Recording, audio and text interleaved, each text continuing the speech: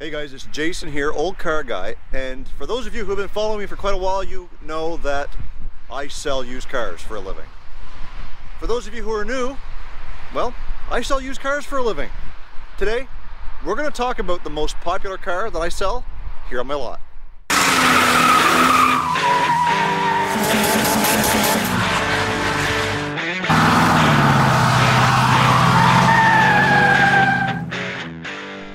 And again, for those of you who have been following me for a little while, you know that I have mentioned before the two most popular cars that we sell on my lot are the Hyundai Elantra and the first generation Chevy Cruze. And yes, I know some of you guys are going to be down in the chat box talking about how, you know, junky of a car an Elantra might be, or all the problems that a Chevy Cruze may have. But when you're in the used car business, you've got to keep inventory of what sells, because when stuff sells, you make money. And out of those two vehicles, the one that we probably sell more of than the other is the Chevy Cruze. And in fact, on Friday at closing time, we took this one on trade. Now this is a 2014, just like the one out front, but it's got a few more miles on it. So what I want to do today is I want to get it in the shop, get it up in the air, and show you guys everything that we know to look for on a Chevy Cruze that may help you guys find the perfect economical vehicle for you. Let's go inside. Well, service tire monitor comes up first thing. But no check engine light, which is actually quite surprising for a Chevrolet. Anyways, let's get inside and we'll check it over together. So before we get too far into this Chevy Cruze video, there's been a few of you guys in the chat who have accused me of being a professor or a teacher. And you guys know who you are. When it comes to doing my videos, I don't know, maybe I'm just not being myself. I'm going to do my very best in this episode to just be me and not a radio announcer or a professor or a teacher or whatever. It's a hard thing for me to I'm doing it right now. It's a hard thing for me to turn off. I'm a salesman. You know, I deal with customers all day long, and I try to make sure that, you know, they're feeling welcomed and that they're important to us, because they are. And you know, sometimes just being, you know, with the enunciation and the radio voice and whatnot, it comes across a little bit different. And well, I mean, it's not 100% who I am. So I'm gonna try my best to just be Jason in this video, and I hope that you guys can appreciate that, you know, just being me when it's just me, sometimes it's a little difficult because I got no one else to talk to. I've said it before, I don't have a companion, I don't have another camera guy, I don't have a partner in crime that I do videos with. It is just me, so it's hard to have sometimes that banter back and forth. Having said that, if you guys didn't know yet about mine and my wife's new YouTube channel, it's called Can-Am Urban Explorers. I'm going to put a link right up here, you guys can go watch that. Her and I do very well together with having some fun, bantering back and forth, a little bit of bickering, and just, you know, each of us have our own thing that we do, and it's pretty fun. If you don't know what urban exploring is, basically we go find abandoned homes, abandoned buildings, abandoned machinery, whatever you can find that just hasn't been around, hasn't been touched for a long time, or hasn't been lived in, or hasn't been occupied, and we explore it. We bring the cameras along. We've got a couple of videos out already, and we're having a blast with it. I think we're at like 28 subscribers, so if you are into that sort of thing, you want to see what it's all about, and you want a little bit of entertainment and some fun, go check it out. I'll leave a link in the description box as well. Alright, so the very first thing that we do when we take a car on trade, or consider a car on trade, is we look at its appearance. We want to make sure the car looks good. So we're going to check the tires, we're going to check the body work, we're going to check the trim, we'll check all the lights. We jump into the interior, make sure nothing's all tore up, make sure everything works, the radio, the air conditioning, the heater, the fan. If it's got heated seats, make sure that works. You know, all that sort of thing. We'll also take it for a drive, which we will do later on in this video. Make sure the brakes aren't pulsating, make sure it doesn't pull left or right. Maybe the tires might be noisy, or a wheel bearing you might be able to hear. So let's do a quick walk around. We'll jump under the hood, we'll go into the interior, and then we'll take it for a ride and see what you guys think. So let's take a look. So the very first thing that I'm looking at, I mean, one of the things I've always told people that you shouldn't do is you shouldn't buy a car in the rain, simply because you can't see things like dents, scratches, rock chips. Sometimes you can't see that stuff. I'm going to try and do my best. I've already been around this car on Friday when it was nice. So let's take a quick peek. We're going to start here on the passenger side front. And the very first thing I notice is the inner fender. It's got a zip tie holding the inner fender on. I would say that it's probably been packed full of ice. Someone's probably been kicking at it, or it was caught down at the bottom at some point in time and ripped the clip that normally holds that in place. So that is something that we will fix. While we're right here, we take a look at the tires, and although they're good tires, they are worn. I can tell that just from the leading edge here. The light on it so you guys can see. And then as we look inside, we're pretty much right at the wear bars, so we're going to have to put a couple of tires at least on this. We'll take a look at the other ones as well. I guess some bug grime just from being on the road. And one thing about it being in the rain is you can use your wipers. The wipers work pretty good. There's no major cracks, scratches, or rock chips. We do have some discoloration down here on the rocker panel, and a big dent which extends from about here all the way up to here. And you look all the way up front, everything else is good. This is something that we can fix, just a little bit of pounding out from the inside. Maybe we'll drill some holes and kind of give that a little tug and get that fixed up. Back tire is weather checked quite bad, and again it's wore down. Likely end up putting 4 tires on this thing. Come around to the back corner, nothing out of the ordinary. One thing I do notice is that the previous dealer's stickers are still on the car. One of the things that we always do, one of the first things we do when we detail them, get any signs of any other dealer off the vehicle. All we want is for our sticker to show. That's it. In New Brunswick, the license plates stay with the car. They don't travel with the person, so we also know that there's going to be an expense next month for the registration to be renewed, so maybe we'll sell it before then, but we would generally always give the customer the option to renew at the time of purchase. Come around this side, it looks like we got one winter tire, an oddball, lots of tread on it, certainly doesn't match the rest of them.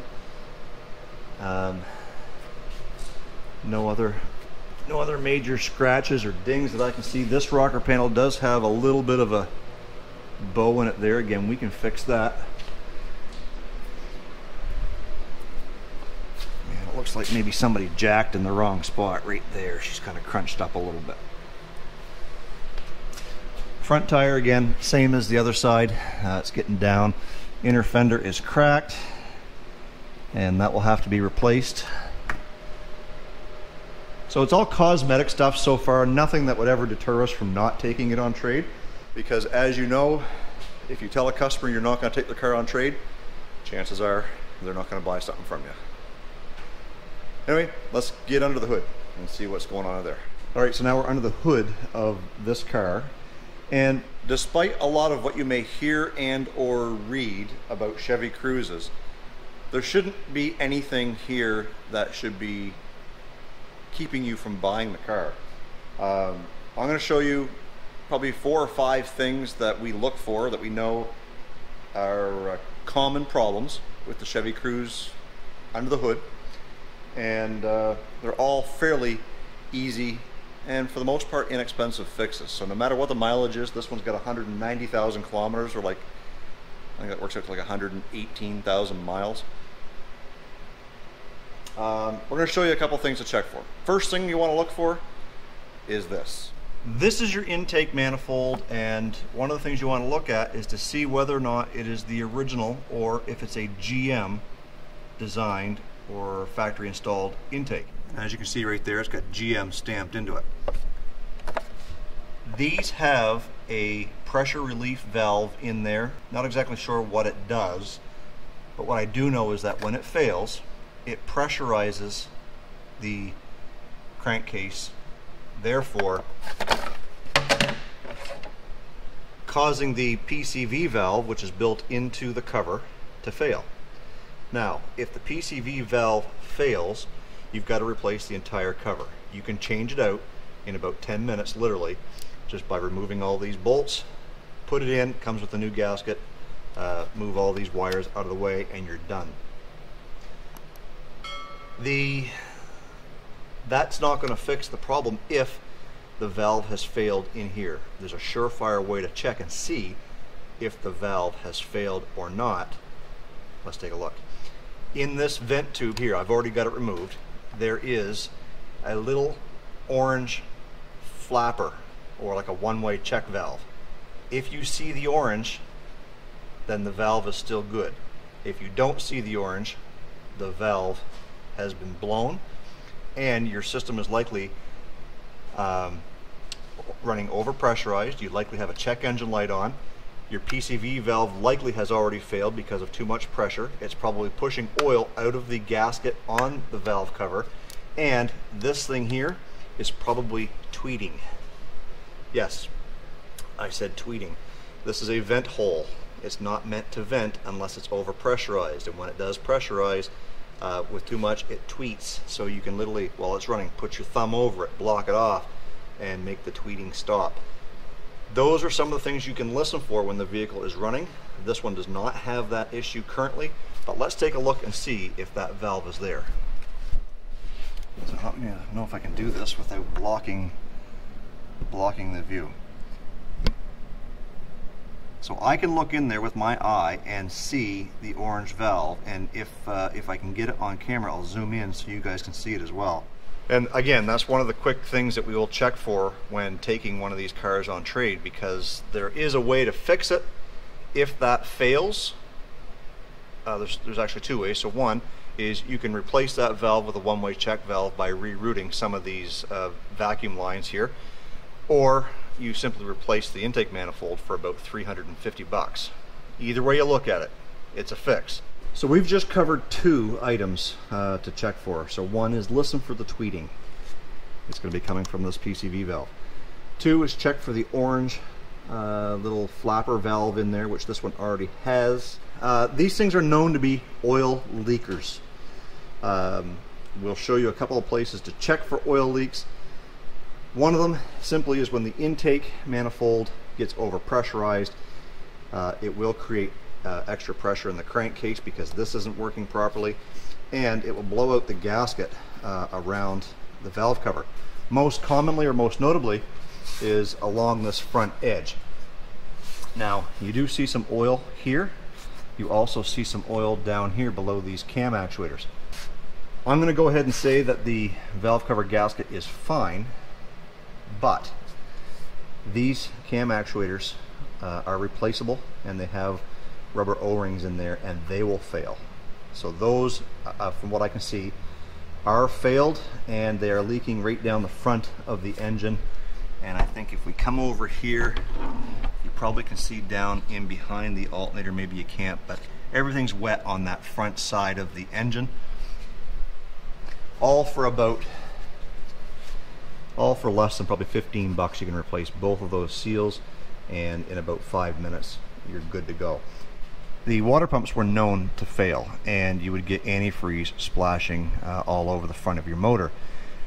But you got to be careful when you're checking, because even though these were common for water pumps, they were also common for this plastic or phenolic thermostat housing.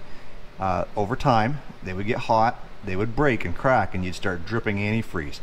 So you've got to check that as well. Make sure that that's not leaking any antifreeze. First thing we did was we checked the reservoir, and it was up to where it was supposed to be. So that tells me that either the guy filled it before he came, or it's not leaking any antifreeze. Now, there is another coolant housing on the back of the motor, which basically comes from your upper rad hose, but it also goes in and feeds the heater. That one also is made of plastic. You can always check on the back side here to make sure that it's not leaking antifreeze as well. And then the final thing, or probably the first thing we should have checked, but the final thing we're going to check here today is the level of the oil. Now, I did check on the dash, and it said the oil life was at 85%, so that tells me it was recently changed not too long ago. But because we looked around the front of this motor and we saw all the oil leaks, and there's more oil leaking down here, there's some turbo cooling lines that again are common to leak, as well as the oil filter housing. One thing you gotta remember, the oil filter is a cartridge style, and it's right here. And every time you pull that oil filter out, oil leaks down the front. So don't let that scare you that there's oil all down there. More than likely it's just from pulling the oil filter out. That seems to be just a common thing. Yes, there are some cooler lines here for your turbo, but we've only ever replaced maybe 1 or 2 of those in all the times that we've been selling these cars. So let's check the oil. Yeah, so the oil is down about the halfway mark, and again, it doesn't concern me too much because the oil does look fairly clean, but we want to make sure that these things have plenty of oil in them because they are turbo. They're going to require oil to be clean on a regular basis and make sure that there's lots in it, just like anything else. But I am going to chalk that up to the leaks on the front and the fact that it is a little bit of a higher mileage vehicle in our eyes, with almost 200,000 kilometers on it. So at this point, if you're asking yourself, have I seen anything yet that would deter me from buying this car? Absolutely not.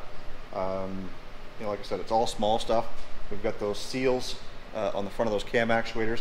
Like I said, less than 15 bucks in 10 minutes you can have those fixed. And then we would basically shampoo the engine, get rid of all the oil leaks, double check everything, make sure nothing's leaking, and we would call it good. So mechanically, I would say at some point in time, likely either the intake has been replaced and or the valve cover with that PCV valve built in, because at 190,000 kilometers I haven't seen one yet make it that far. Usually anywhere from 100 to 150 is when you'll start to see that. And when we take one of these cars on trade or we buy it from the auction, that valve on the intake, first thing we check. If it's gone, we fix it. We don't want you to have that problem down the road. We'll fix it at our cost before you guys even get it. Let's get this thing up in the air and check things out underneath. So another thing that we don't always get an opportunity to do when we're on the lot is checking the front end, the suspension, make sure that everything's tight. Cause, the shop is always busy. We don't have the time to bring the car in and do that while the customer waits. So sometimes we've got to use our ears and feel it when we're driving to see if we can hear anything clunking away in the front end. But as a rule, front end parts aren't terribly expensive. If it's an expense we have to eat, it's not the end of the world. But we'll check it anyway while we got it here. So this rocker panel is banged up pretty good. It's almost pinched right here. It's still pretty solid. I mean, there's a little bit of surface rust. You know, nothing to write home about by no means. I mean, this car at first glance is not going to be what we call a frontline car. It's not going to be a top dollar car, simply because of the mileage. But it's things like this on the condition that's going to keep us from getting top dollar on it. So we got to make sure we buy them right. As we come around back here, yes, you see a little bit of rust there, but this is all typical stuff for southern New Brunswick. We are on the coast. No big holes or anything like that. Even the filler neck's not rotted out yet. Tires are full of, you can tell that they use a lot of sand on the roads. The tires are just full of sand.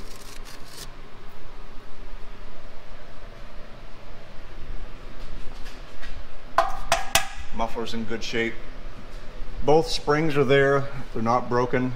In the old Cavaliers, it was a common thing to see rear springs broke.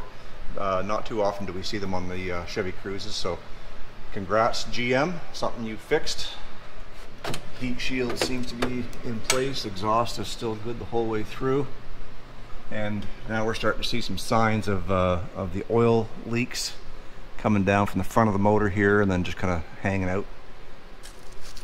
Flex pipe is good. And we can look in and see a little bit of the brakes as far as the rotors go. The rotors look pretty decent, and I can see some thickness on the pad on the inside there. CV boots are good shape. Sway bar link is there. It's not falling apart. Same thing on this side. CV boot looks good there.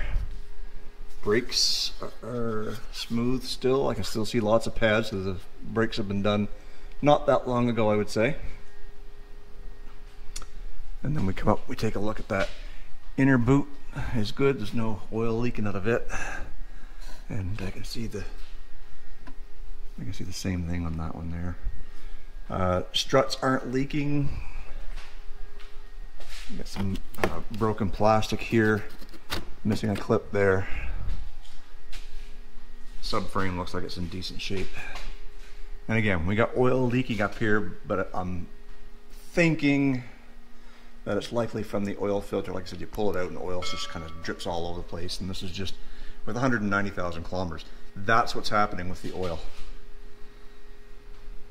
Look at the belt. Can't really tell from this angle, but the belt looks like it's good. Hoses look good. Engine mount looks good. And as we said before, we knew the tires were getting down. There's the wear bar. It's pretty well right at the wear bar. So on this car here, if it was a frontline car, it would likely get 4 brand new tires. We do have a fair selection of used tires, good used tires. So even though these ones are pretty well worn out, we might have something out there with half or 3/4 tread that we may have taken off something else and substitute on this car. We call them takeoffs. Some cars may have had half tread. Somebody wanted 4 brand new tires, so we took those ones off, stuck them out back, and save them for cars like these. All right, so we'll get it down on the ground. We'll go into the interior and then take it for a little drive, and then we'll have a little talk about what the value of something like this might be and what you should expect to pay for something like this. So as I'm getting ready to pull this thing out of the garage, some of the rainwater is gone off of that hood, and I can see some overspray on the hood here, and I can see a big dent or cracking in the paint right there. So I'm not sure if you guys or if that picks up on camera, but there's been something done to the hood right here. So cosmetically, there's a blemish, and the proper way to fix that would be to sand it down and repaint the whole hood. Another thing I forgot to mention that we will do is we will look at the inspection stickers in New Brunswick. They're good for 2 years. This one was done a year ago, back in June of 2020, and the sticker runs out in a year from now. So a year ago, this thing passed inspection, probably had better tires on it. And as far as interior goes on these cars, they are quite a step up from the old Cavaliers that these cars replaced. And a few more creature comforts. Seats are more comfortable, a few more adjustments on the seat height up and down. The very worst thing that they did, and come on GM, get with the program, was they put the door lock switch in the middle. Like, what was wrong with it being over here with everything else like every other car has ever been for 100 years? And the funny thing is I think it was 2015, they took it off the center console and put it back on the doors. At least they realized how dumb of a move it was and switched it back. Anyways, let's get this thing out of the garage, take it for a spin. All right, so we're gonna take this thing out for a drive. And a couple of things that we want to make sure we know about as far as the road test goes is we want to make sure it's shifting through all the gears, and we want to test all the brakes. The big things is you don't want pulsation in the brake rotors. So far it's switched through all the gears, and we're going to make sure there's nobody behind us, and we'll come upon the brakes pretty hard, see if there's any pulsation or any noises there.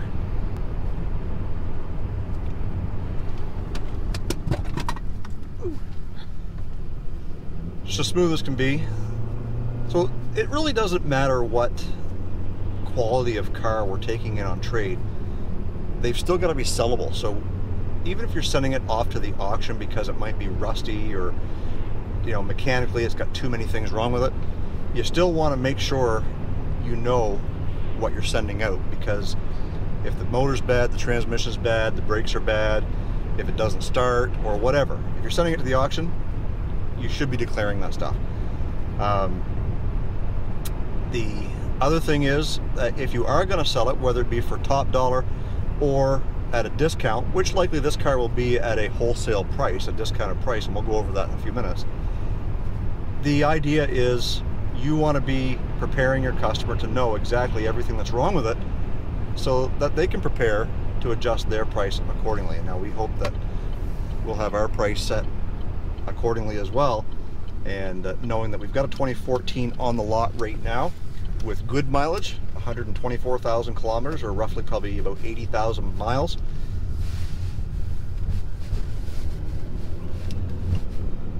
And I think we've got $79.95 on that car.